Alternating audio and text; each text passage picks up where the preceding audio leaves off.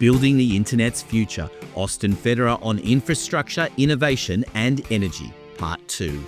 In this episode, Dr. Jemma Green continues her conversation with Austin Federa, exploring how 00's high-performance network infrastructure could unlock entirely new categories of innovation. From his early work in sustainability to his vision for transforming global connectivity, Austin shares insights on how reducing costs and increasing capacity by orders of magnitude can create unprecedented economic opportunities. Along with Jacob Stamler from Powerledger, they discuss the intersection of blockchain, energy markets, and the role of government in technological advancement. I'm your co-host Anthony Pearl, and whether you're an investor or a startup looking for insights, it's time to get unblocked. Austin, you talk quite a bit about use cases both in the Web3 space or Web2 that are existing. Have you contemplated what might be possible for things? Yeah. Like if you build it, they'll come. It doesn't exist yet. Or like having this infrastructure will open people's mind up, their creativity, their imagination, and they'll start thinking of new things that don't exist. So it's not just about moving into your existing things into your system, but the creation of new innovation, new commercial models, new business models, new products. 100%. I tend to not like to talk about this because so much in crypto is the theoretical someday use case that someone could magically possibly use the system for. And like we just have a lot of real stuff that exists today that people can use it for. And so that's kind of like usually the stuff I try and focus on because we have that privilege of actually having that. But that being said, a core philosophy of mine from the early days of working at Solana and kind of setting some strategy there around technology and new initiatives is that when you are able to increase capacity by an order of magnitude or decrease cost by an order of magnitude, you open up entirely new types of economic systems that were never possible before. And so this is like the classic example of going from 2G cell phones to 3G cell phones completely changed the mobile app experience. And that changed the world, right? No one looked at the iPhone and said, this will change dating and taxis forever. It changed both of those industries forever, right? It literally created an industry out of something that used to just be the industry was the bar. And so this is like a really fundamental idea here where you go back to like 2022, and I don't think anyone was thinking, well, if Solana gets twice as fast and twice as cheap, the president of the United States will launch a token. That's exactly what happened, right?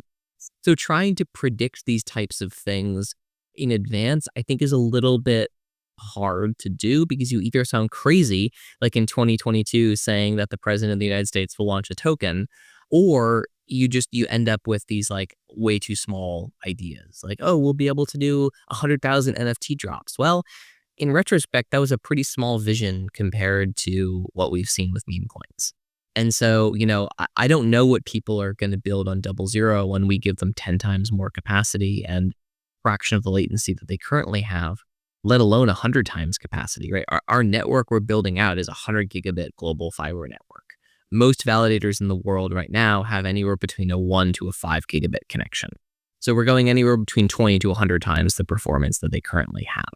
I'm excited to see new L1s built specifically for 00, just giving up the idea that the public internet is like what they're aiming for and saying like unabashedly, we're going to max out a 100 gigabit connection. Fogo has said that they're working on this. I think Unto Labs with their new network Drew is also focusing on using 00 as the base layer there because that's a competitive advantage for some of these chains. If they're really trying to compete on speed and maybe not quite as much on decentralization, but still sufficiently decentralized to secure assets, you want to run on the fastest stuff you can run on.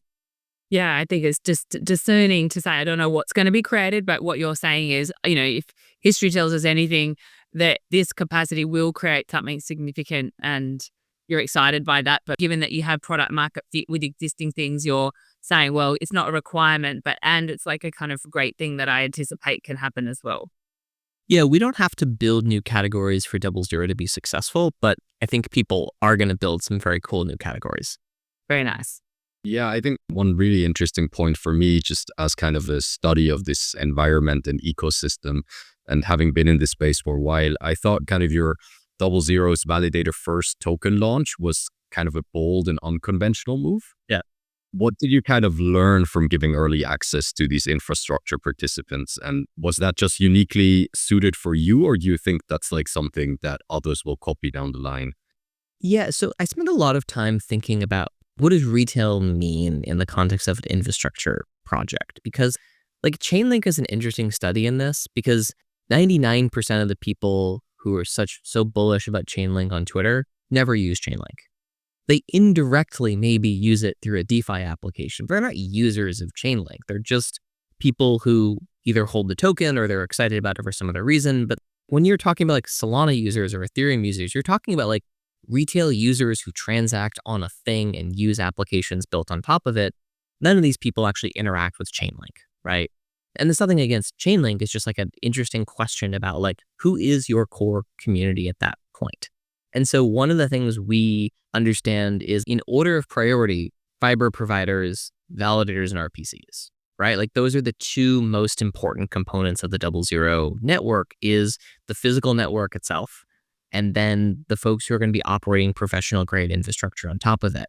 And from that perspective, it's the thing that we gained by doing a validator only token sale. Like this was not open to VCs. This was not open to, folks who they literally had to sign with their validator keys. CoinList built us some pretty awesome infrastructure for this, where you would come in, you'd sign with your validator keys on Solana, Tsui, Aptos, Celestia, and Avalanche, and then you'd be basically allowed to make a bid on token.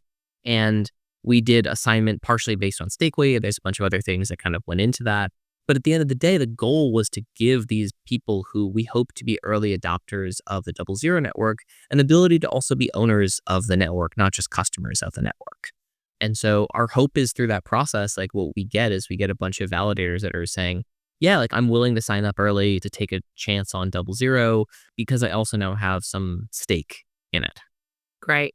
I saw that your token model burns 50% of the fees and rewards contributors with the other 50%. As network usage grows, I think this could create significant deflationary pressure. How do you see the token's role evolving economically? Like, for instance, what happens if the token value rises a lot? Does that affect the cost for validators or the incentives for providers? And can you anticipate needing additional token sales or inflation for funding network expansion, or is that initial allocation model going to be sufficient? So validators and RPCs pay to use the network, but the validators primarily actually pay as a percentage of their earnings in their native token, right? And so everything is sort of denominated relative to a validator's earnings from that perspective. On the RP, so like if SOL is $20 or $2,000, they're still paying the same percentage, right, to operate on the network at the same, metric. If the 0.0 token is 2 cents or $20, it is still converted at that same rate, right? It's not like they need 1 0.0 token per hour or something to operate on the network. It's because it's denominated in that local currency. We get away from some of those types of problems where the cost to use the network could spike. So the cost to use the network, the other piece too is as the 0.0 network gets more economic activity on it, yes, the burn will increase, but the payouts to contributors will also increase. And so the idea there is we want to create an arms race, right? Because we use Shapley values to determine how much a provider is paid out. It's kind of actually like, it's very similar to proof of work in the system, where in a proof of work network, the amount of rewards you get are directly proportional to your hash power. Now, in Bitcoin, you have to average it out over some amount of time, but like over the course of a year, if I have 10% of the Bitcoin hash power, I will get 10% of the rewards from Bitcoin. That's not the case in a proof of stake network, right? If you have a validator that has 4% of the network supply on it, and then you have a validator that has 0.4 basis points of network supply, the big validator is not doing 4,000 times more work, right? And so there is this thing in proof of stake networks where you don't have this symmetry where contribution is directly proportional to rewards. And on 0.0, you do. This is a long answer of getting back to your question, but what this is basically designed to do is to say you are always incentivized to add more capacity and add more utility to the 0.0 network, because that is the only way you can increase your earnings. And so whether it's defensive, saying, I don't want anyone to come in and steal these profit centers for me around these network links, or whether it is aggressive saying, hey, this link Jump has, I think we can go do a better job on this route. And if we can be 2% faster than them, we're going to steal 2% of value, right? And it gets into this system where most DePIN networks have this like base layer reward that just like, thanks for existing, here's some tokens. We don't have any of that. And so it's entirely based on the usefulness of network links. And so this makes it harder for contributors. They have to think more about this stuff. But at the same time, this is how telecom works, right? Like the government's not paying you a flat fee for running a fiber optic cable down a street. You have to go get customers on that street. And if that market isn't worth serving, well, maybe you're not going to run that piece of fiber down that street. And so that's kind of the system we're trying to build here, is one that very closely mirrors, we want to make sure that risk and reward are properly priced, because right now in proof of stake networks, risk is not rewarded at all, pretty much. Yeah, you want to build something that's really egalitarian and gets the right economic incentives to the outcome that you're seeking as well. Yeah, and you throw the giant YOLO factor in there of whatever crypto prices are at the moment. Everyone focuses so much on these little economic details in the models where it's like, oh, is the burn rate 48% or 52%? It's like, man, these assets fluctuate in value by 75% over the course of 3 months. The intrinsic model within the network is nice and fun to look at, but at the end of the day, if crypto's not valuable, 00 is not going to be a valuable network for crypto, right? Yeah. Like if we see the total market cap of crypto go to $500 billion or something like that, that's not going to be enough TAM to be able to support a network of this size, right? And that's part of why we're not limited to just blockchain. Yeah, makes sense. How do you plan to scale the physical infrastructure and like roll that out? Well, the beauty of it is we don't have to. It's the same as any other type of network where you have multiple independent contributors that are actually putting this stuff in. And so what we have now is we have 6 contributors building out 200 gigabit global links around the world. I think we'll be in about 27 cities when the network launches, on 4 continents at least, maybe 5 continents. And so, at that point, we've got pretty great global coverage. And so from there, it's expanding based on usage, right? So if what we see is developers at Solana and other protocols are like, oh man, there's all this new capacity, I'm going to go push the limits of what the protocol can do, we'll get a bunch more contributors coming on board because there's going to be more economic activity across the 00 network. If what it is it takes 12 months or something like that for protocols to start saying, oh, this capacity exists, I want to use it, maybe that means our growth after the network launches for the first 12 to 18 months is in non-crypto uses. It's in AI inference, it's in AI workload training, it's in CDNs, it's in storage systems, zero knowledge prover systems. There's all of these types of systems that are not smart contract blockchains that 00 can also provide benefits to. And so we're trying to not be too prescriptive on where that growth comes from, but simply to know that you never have enough bandwidth. Yeah. For me, I think it's somehow 00 has maybe the opposite issue than traditional DePINs would have, where they just incentivize like the providers of any kind of node infrastructure. And for them, the issue is really getting the users. I think the use case and the utility for node providers and RPC providers and anyone else, even from the Web2 space, is glaringly obvious. I think it's how fast can you really scale the network is kind of the key for you.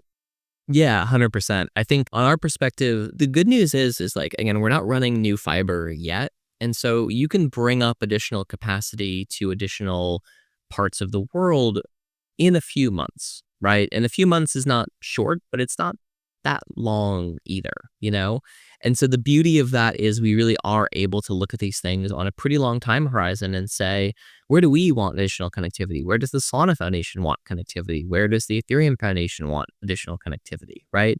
And so we can work at a high level with these folks if they want to work with us, or we can just literally look at a map of the world and look at the stake centers and be like, okay, we need fiber and connectivity into approximately these areas. So you see yourself really as an orchestrator of these different networks. Yeah, but it's not up to us at the same time. So one of the cool things about 00 is we have 2 bare metal providers who are bringing 00 into their data centers because they want to make their data centers more attractive for people to run validators in. They're not necessarily like hubs of blockchain at the moment. I mean, TerraSwitch is, right? But not necessarily all their data centers are full of validators. And they can say like, hey, we've opened up this new data center in a market that traditionally people don't run validators in, but it's on 00 and it's hooked up to some cheap electric power or something like that. And because of that combination, this is now a really attractive place for people to run validators in. Yeah, I saw some stuff online about your background, Austin, and one of the things that caught my attention was that you have a strong personal interest in sustainability. I read as a college freshman, you helped to install the university you attended for solar panels by securing a grant funding and doing some research. Yeah. What was it that motivated you? Yeah, I think this is one of those things where like sustainability is like such a hard thing to talk about nowadays because it's so like politically coded kind of for no reason. Really, for me, the interest in this stuff has always been about ways that you can provide better outcomes with less harm. And the great thing about solar panels is they sit up there for 30 years and they're pretty passive, right? You have to dust them off sometimes, the inverters go sometimes. They're like, fundamentally, they're incredibly simple devices and systems. And for a university, they're thinking on a very long time horizon. These things are cheaper than traditional power sources for them, right? It's not going to replace all their electricity, of course, but it's about changing the way the university was thinking about this stuff. And then, it's funny. So we did this like small solar array with a partial grant from Wisconsin. And there was a larger array that went in next year because the administrators in the facilities department, like these are not save the whales people. These are very like working class Wisconsin, like good deer hunting on the weekend type folks. We're like, oh, this actually is totally viable and we can get a bunch of money from the government and we can save a bunch of money on electrical. And then this got them to a place they were starting to think about cogeneration because, most old college campuses are heated with giant steam boilers. Well, what can you do? You can increase the water temperature by a little bit, which increases the pressure and doesn't actually cost that much more fuel. And you can stick a steam turbine on that outlet. And you can generate a bunch of electricity using differential steam pressure. And you can still continue to heat the college. And this is things that big flagship state schools with 40,000 people have been doing for years. But, it wasn't viable for like a small liberal arts college. But they dug into it and found some companies they were going to work with. And it ended up saving the university a good chunk of money on this type of stuff. And like these types of things are like so kind of common sense around optimization, but they've become so politically coded that it's really a shame because what we want at the end of the day is cheaper electricity, right? And like mining coal is not cheap. I think people like forget this. Like fossil fuels, like there's a real cost of extraction there, both on the environment, on people's health. And if we can swap these things out with renewable energy and like nuclear power, like why would we not? Or if we can supplement these things so we need 20% less than we did before, that's just a win-win. I think the most scary chart to look at if you're in the United States and worried about China is electrical generation capacity. Yes. That we're not going to make up that 60% delta by mining more coal. Right? It's gonna be nuclear and we need to start building reactors again. And I think this gets to a place where it's like anything we can do that increases energy generation capacity is good. And renewables are a very, very cheap way to increase generation capacity.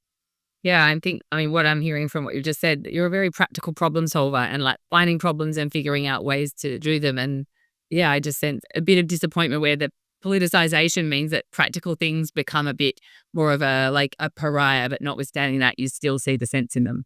Yeah, definitely. I actually just want to kind of double down on what you just said and maybe more provocative in terms of, do you think blockchain can have a meaningful impact in terms of the electricity transition or even expansion down the line? Do you think these Web3 technologies can help in securing that? So it's downstream of government regulation, I would say. So like there are places in Europe where you can sell back electricity to the grid for quite favorable rates, especially during peak demand, right? There's systems you can install on your Tesla Powerwall that will actually return more electricity to the grid than you're generating, and that eases peak demand load. And that seems very well suited to tokens, right? Then you get to where my mom lives in Montana, and the electric company buys back the extra solar power they generate on 10 cents on the dollar. And you're just like, well, okay, that's not an economically viable thing. So they have battery backups there, right? They use that, and so the base load they use is low. But The step one, I think, is the system built in such a way that allows for the advantages blockchain brings to actually function and flourish. And in Europe, the answer often is yes. In the US, it's like, man, depends on the state, depends where you're talking about, depends even on your local power company, right? And so the thing that blockchain is really good for is verifiable data and small payments. And so that's where like, oh, you're going to hook up a solar array to pay back into the grid. You're going to aggregate that into a large market demand size. There's stuff that gets very interesting there from that capacity. I don't think on the financing side, crypto really has much of a role to play in that. I mean, it's indirect, right? Like, I think you will see places like maybe Tether or Circle park a bunch of things they would normally park in treasuries in maybe energy project financing or something like that over the long term, especially if we start to see like nuclear reactors, right? As long as we have federal guarantees on loans, I would love to see Tether pour several tens of billions of dollars into long-term 6%, basically government-backed bonds to facilitate nuclear creation. So there are indirect ways, I think, that gets into that as well.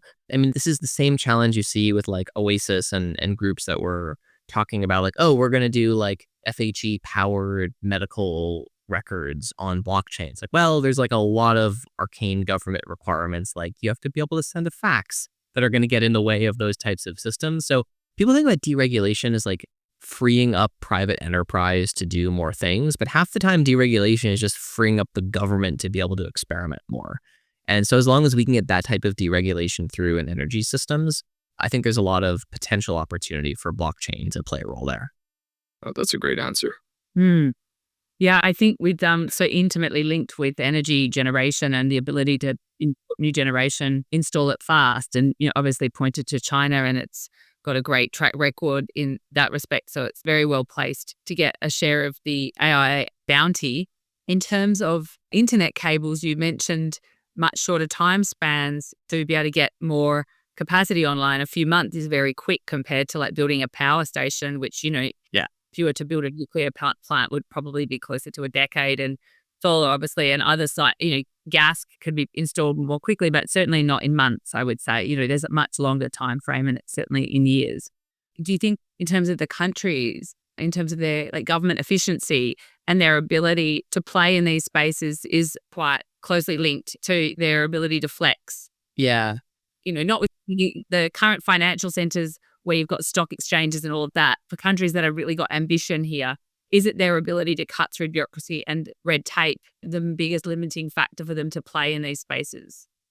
Yeah, I mean, the real tragedy of the second Obama term was that they spent too much time trying to convince people nuclear was good as opposed to just building it.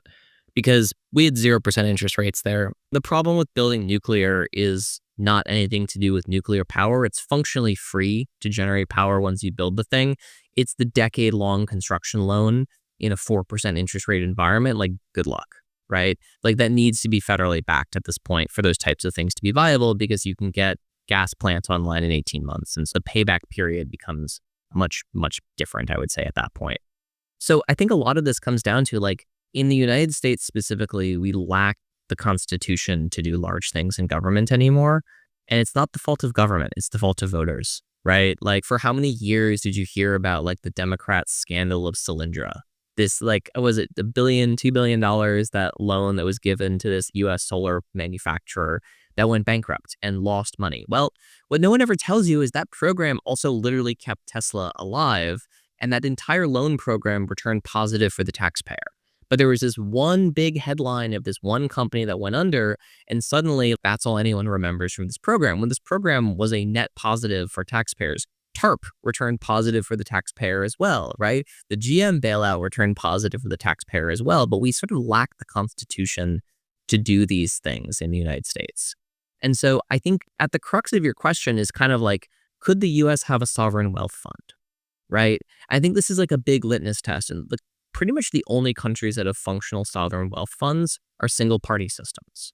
There's a reason for that. There's no opposition, right? And a sovereign wealth fund is something that's very easy for an opposition to run against, because definition, every time you're making bets, you're going to take wrong bets, right? Like, we've gotten into this horrible place where government only takes bets on things that we don't need government to take bets on.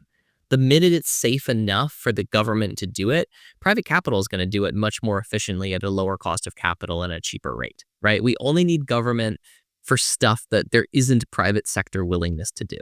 And that's also the stuff that we get most mad about government when it tries to do. And so unless we can solve that fundamental problem, which I think as much as I'm not a fan of a bunch of what's going on in the current Trump administration, pushing the Overton window on what government is able to do without the will of the party behind it is actually a very good thing. I think this is a very important reset on expectations. And I don't necessarily like what's happening in every aspect of it, but like we should get comfortable with the administration reaching more and putting out larger visions of what's possible, and then the court slapping them back or Congress slapping them back in areas where they go too far. Because remember, as much as everyone's complaining about tariffs, as much as I might think they're dumb, the power rests in Congress. Congress could undo all of this if they wanted to, right? And so given that structure, I think it's good to see administrations pushing more on what's possible and then seeing if everyone likes it. And if they don't, it's that old thing of vote the bastards out. Yeah, we get the politicians that we deserve. Yeah. What is your favorite song at the moment, Austin? This is not a good answer. So mostly what I listen to, I would delightfully call noise. So I think there's some really good stuff by like Jin Lee, like Precision of Infinity, stuff that's like barely listenable to. I love it, but not a fun answer for anyone else. I'm not familiar with them, but I will check it out. I read also online that you're into photography as a hobby. Could you tell us another hobby or a thing about you that the internet doesn't currently know? I spend a good amount of my free time just reading. I find that to be like a very enjoyable activity. I don't get a chance to do as much of it as I used to, but I kind of treat planes as like most people like, oh, I can get work done on a plane. It's like, yeah, sometimes I do that, but they're just a great time to get through a book. And so I end up flying a bunch because just work and conferences and all those sorts of things. And it's like trying to always make sure you've got a book with you. Lovely. Yeah, I've got 3 children and I actually hadn't read a physical book for, like probably nearly a decade. And I just started book reading again and remembered how much I enjoyed it. It's great. Yeah, I mostly read on an ebook reader nowadays. All the good ones you have to import them nowadays, which is like very funny. But I had a physical book with me on the last trip and I was like, man, this thing's heavy. I like forgot how much I'm like holding a book. I'm like, I get why people switch to ebooks. What was the book? Revolution to Reform by 2 authors I forget their name of. It's basically about the period from 1948 to like the mid 80s in China, going from the communist revolution to the cultural revolution to kind of the capitalist revolution. Very light reading, sounds like. Yeah, very light reading. Yeah, lots of death. Austin, it's been such a pleasure to have this conversation with you. What I have learned from this is that your comms background has helped you to use things like metaphors, examples, and analogies to explain very complex things in ways that everyday people can comprehend. But your deep interest in intractable problems and your kind of comprehension of things at what I would say is like a kind of mosaic level, like really at system thinking level, has you kind of be up for tackling, difficult problems and taking them on. And that being an entrepreneur for you has had you lengthen your time frames to be much longer, not dissimilar to that of a parent, that you think that we need more ambition in Web3, and your big project right now is about making bandwidth cheaper, and it's really for use cases where speed matters, both in Web2 and Web3. And I've just really enjoyed this conversation. Thank you so much for joining us, and we wish you the very best. Yeah, thank you for having me on. Thank you. That's all for this episode of UnBlock'd. Please check out the show notes for information on Power Ledger and other contact information. We welcome your comments and feedback, and please hit subscribe wherever you are listening. This podcast was produced by Podcasts Done For You. We look forward to your company next time on UnBlock'd.